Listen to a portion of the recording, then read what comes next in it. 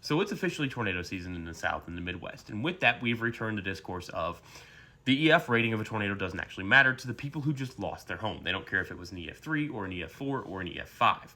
And I am here to tell you that they actually do care. They care a lot. And before you start yelling at me in the comments, let me explain why.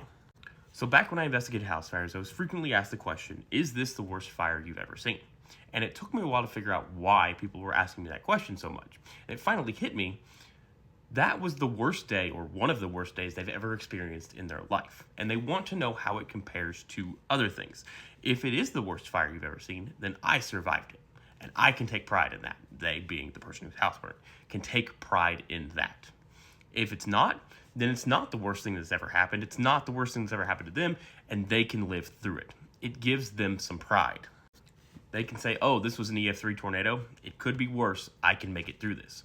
Or, this was an EF5 tornado. I survived. I can continue on. It's important to get it right and to understand why it matters to the people on the ground, because it does. And if you actually talk to the survivors of disasters, they will tell you they deeply care what it was. But it's also important for another reason. You see, if we have, say, an EF5 tornado form, scientists can go back and study what the atmosphere was doing at the time, what the specific parameters of the atmosphere were doing at the time that tornado formed, and be able to see it again in the future so they can adequately warn people and save their lives when that same situation happens again.